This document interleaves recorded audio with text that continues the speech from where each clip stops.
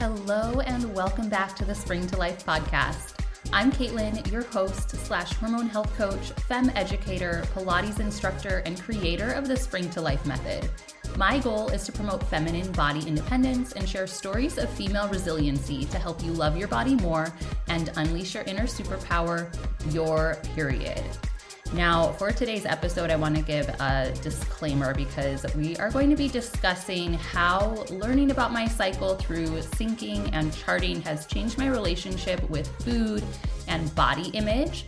And there will be a little bit of discussion around disordered eating, kind of bordering on eating disorders. And I just want you to know that this is my personal experience. And if that's something that's triggering to you, this might not be the episode to you. But if it is something that might be a little bit triggering to you, this might be a good episode for you to listen to, simply because I think it provides a roadmap to finding self-acceptance and healing that relationship. Now, I know everyone is different.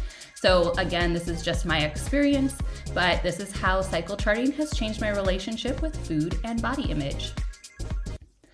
Now, this is my second go around recording this episode. I recorded originally last week, and I had some talking points, but it was a bit of a ramble because I really have a lot to say around this topic. I think just my life has provided me with a lot of experiences that lend themselves to this topic. But it felt a little rambly, and the more I thought about it after I finished recording, the more honed in I got on the points that I wanted to really share and get across with you as my audience.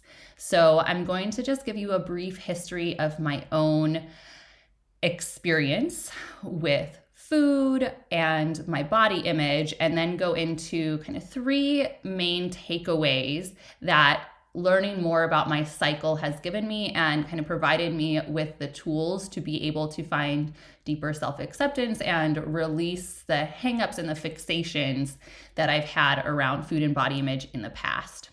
So you may already know from listening to past episodes, but my previous career was as a professional ballet dancer. I got on the professional track when I was about 12, going on 13, kind of entering my high school years, and it completely consumed my life. I loved it so much, and I was lucky. I was very fortunate during my teenage years to not have to worry too much about like my size and how I looked, although I will say that just standing in front of a mirror for hours upon hours a day, even if you don't have anything to worry about, is really distorting for your body image. So even before my body started to change, I was already having these really distorted thoughts and like comparisons based on the reflection I was seeing in the mirror and the person standing next to me. So it really was ingrained at an early age. And plus, when you're in the ballet world, you're constantly trying to please somebody else's eye. So you're trying to fit into the mold of what they want.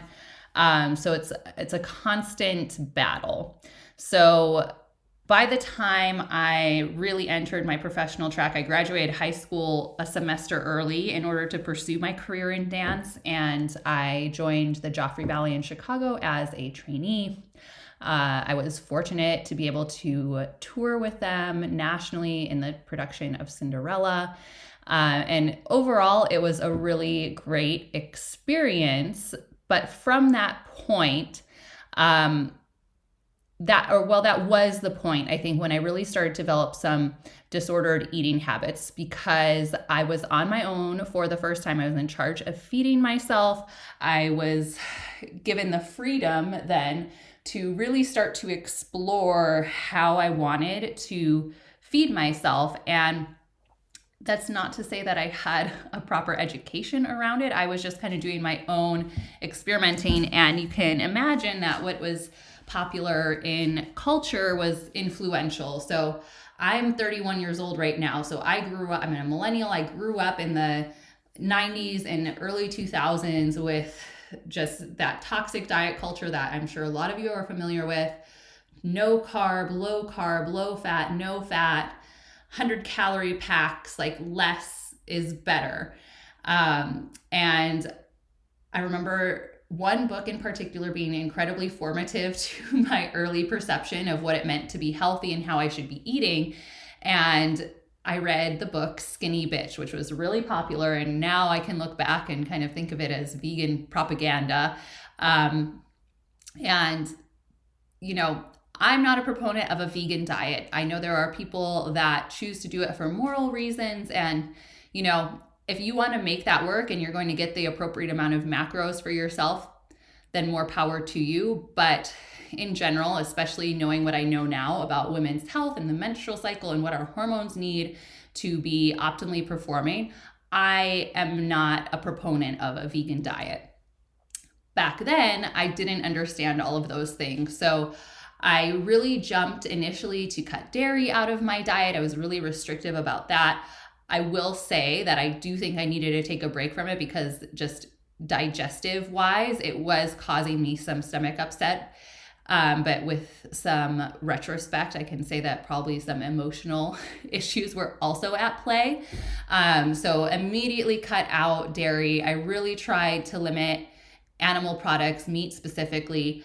And I would eat super, super clean throughout the week. I think I was on my dance schedule was like Monday through Saturday at the time. So Monday through Saturday, I would be super clean, super healthy, very limited sugar.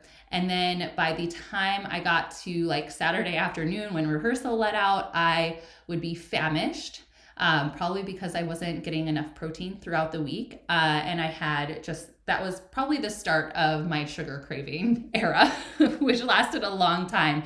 So I remember I would like walk to the Walgreens across the street from the apartment that I was staying in. I would get a pint of ice cream or some chocolate, and that would be like my reward for, you know, the week. And it's not a bad thing to reward yourself, but it would really start this, like, I just couldn't stop over the weekend. So at the time, I would never have admitted to having a disordered eating habit, but I can look back now and say that I was definitely restricting and binging, and that definitely continued for a lot of my 20s until I got into experimenting with health and hormone health and where I am now.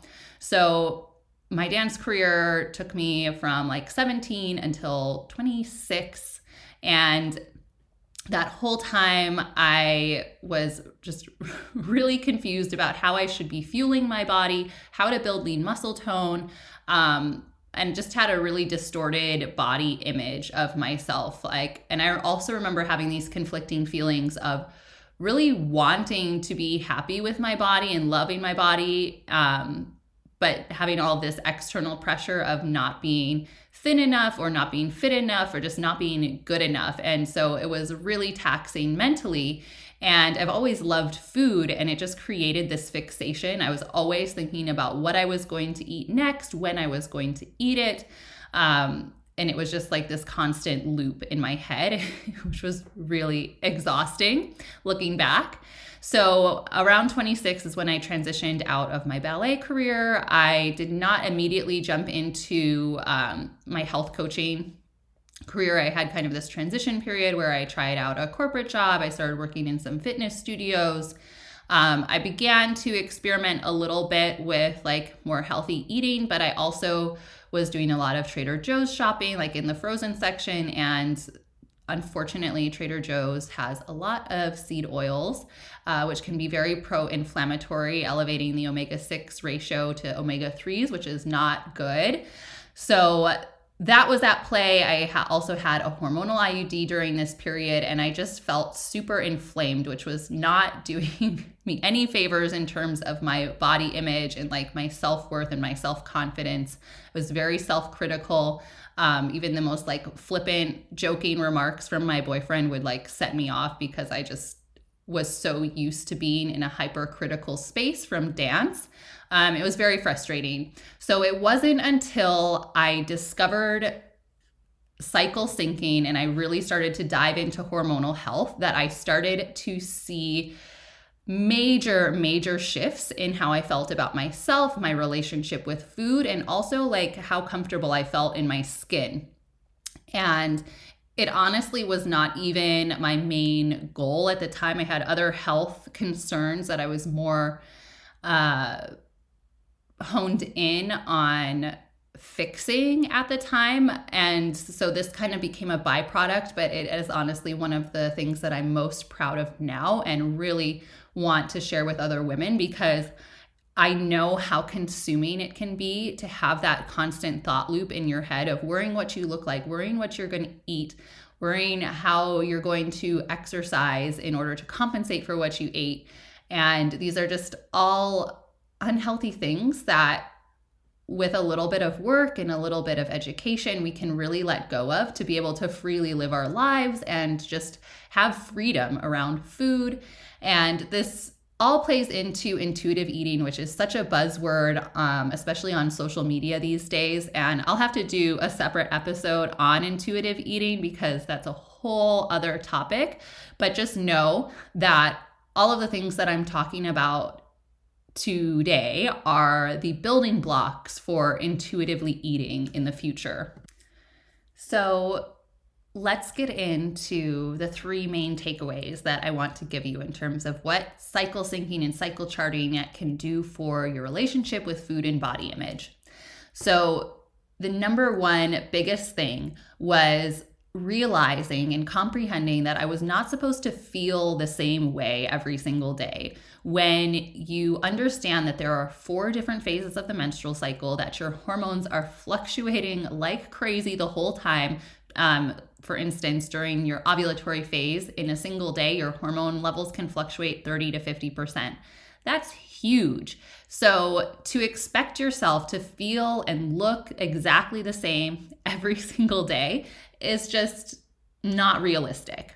So once I was able to comprehend that every cycle my body was going through all of these different fluctuations and it was going to affect how I felt in my body and how perhaps a little bit how I looked, I was like, it was so validating and so relieving, because I think we've all experienced maybe one day looking in the mirror and being like, wow, my clothes fit great today. I feel great in my skin. And then the next day you totally hate your reflection because you feel bloated and puffy and like totally different than you did the previous day. And that can be kind of like a mind fuck, excuse my language, if you're not understanding of what's going on in your cycle. And you kind of put that blame on yourself, like, oh, it must be what I ate yesterday or this or that. And of course, like, food can have an effect on your body, but also understanding that your hormones have an effect on your body is super important. So when I learned that, I began to understand my cycle. Eating for healthy hormones became my goal, when previously I would say my goal was eating to be small, because previously that was my thought that it was better to be smaller. And learning more about my cycle, helped me kind of open this door and be like, okay, no, eating for healthy hormones and optimal body function is my goal. And that really helped me to become less critical of my reflection and more understanding of the fluctuations, and also understanding that it's cyclical, so it's always going to come back around. So what can I do to feel my best when maybe I'm at a point in my cycle where I might feel more bloated, like towards my period? What can I do and eat to help with alleviating those symptoms, rather than just like dogging myself for looking that way? So that was a huge shift that I was able to make. Second was being able to fully understand how to fuel my body, focusing on macro and micronutrients. Before that, especially when I was dancing, all I ever wanted was to build lean muscle tone, and it was something that I struggled with so much. And looking back, I can see that I was mostly eating carbs. I was eating a lot of fruits and vegetables, which super healthy. But if you're not getting protein and healthy fat, you're not getting this like full balanced meal that's balancing your blood sugar. So I was getting insulin spikes, blood sugar spikes, and these crashes, and just not fueling my body, not fueling my muscles properly. So once I started to understand my cycle, I realized that I really need to eat a lot more protein. Women need at least 20 to 30 grams of protein per meal, and you should be including healthy fat and carbohydrates along with that to keep your blood sugar balanced. So once I started to make that shift to including more protein in my diet, which was something I was really avoidant of for a long time, I started snacking less and having fewer cravings. And cravings can go a little deeper in terms that you need to heal your gut as well. And that's something that I addressed first. And that actually healing my gut health took me down this other road of, I will call orthorexic eating, like kind of hyperfixated on healthy eating, because I did an elimination diet, which was very, very healing for my gut. But then because I was so strict in that elimination diet, it made me a little bit fearful of incorporating other foods back into my diet. So I then had to do some work on understanding what it meant to have a balanced diet. And I feel like I have arrived at a place that is healthy, balanced. I have food freedom. I'm not going crazy with anything super processed or super sugary, but I'm not completely restricting, because as I have learned, when you completely restrict things from your diet, you want them more. And then that's when like maybe a binge can happen, or you just like let yourself go wild and feel bad about it afterwards. So focusing on macros, healing my gut, balancing my blood sugar, that helped me so much, like I said, with the snacking and with the cravings, because I felt satiated and I didn't feel like I had to fixate on what I was going to eat next.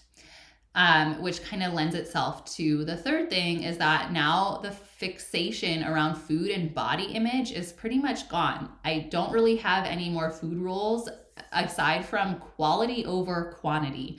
I'm always going to choose the highest quality product that is within my budget, because I know that it's going to make me feel the best. And also that everything is in moderation, that no one meal is going to make or break what's going on.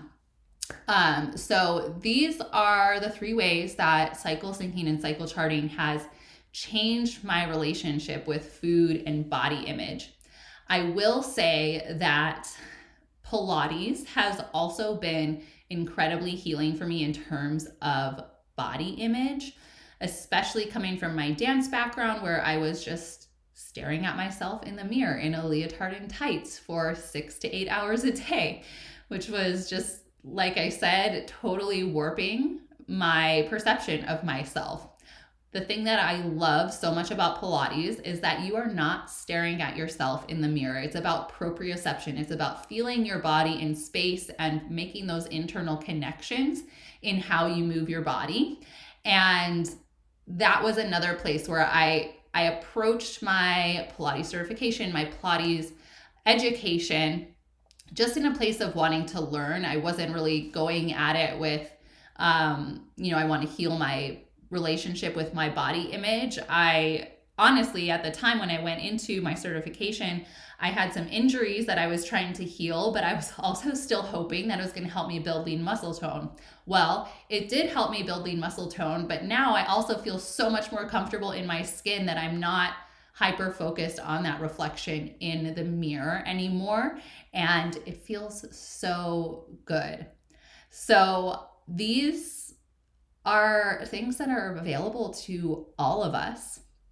And in my program, Feminine Body Independence, where I teach you the FEM method of cycle charting, we are going to be able to address all of these things as you learn more about your cycle, as you learn to chart, as you learn where you are in the 4 phases, as you start to sync up your nutrition choices and your lifestyle choices. It all has this ripple effect. So if you are dealing with any of these hangups, I would invite you to explore more about my Feminine Body Independence program. You can book a discovery call with me and we can see if you are in the right place to start this program. It's a 4-month one-on-one container. We meet once monthly together, and then you have DM access to me through my Pilates app. So it's all integrated together because I really truly believe that you need to integrate all of these pieces in order to get to the destination. And that's not to say that once you finish this 4-month program, you're at this destination where everything is healed, because I don't think that it is a destination. I think this is a constant evolution. I'm constantly learning more and evolving my understanding and my perception of things. But this is like the launch pad. This is like we're tearing down those old thought patterns that we have around food, around body image, around what it means or looks like to be healthy, and truly finding self-acceptance. So like I said, if this sounds intriguing to you, I would love to discuss it more. And if you're listening to this before March 20th, I'm running a spring sale that's going to end on the first day of spring, where I'm offering a very steep discount on this program. I would love to get you in. I have a limited number of spaces I'm opening up this month for new clients. So let's talk about it. I am so happy to have been able to share these cohesive thoughts with you today. And I can't wait to talk to you next week when I will be discussing reasons to look forward to your period. Thank you so much for tuning into the Spring to Life podcast. Please check out the show notes for the resources mentioned in this episode. So if you want to book a discovery call with me in regards to the Feminine Body Independence program, or if you're just interested in maybe doing some Pilates, I'm also going to link my app subscription as well. And if you learned something new or if you resonated with this conversation, please share. I would love to hear about it. Tag me in your Instagram stories. I'm at Spring to Life Method. Leave a 5-star review or simply share this episode with a girlfriend, because all women deserve to know their superpower.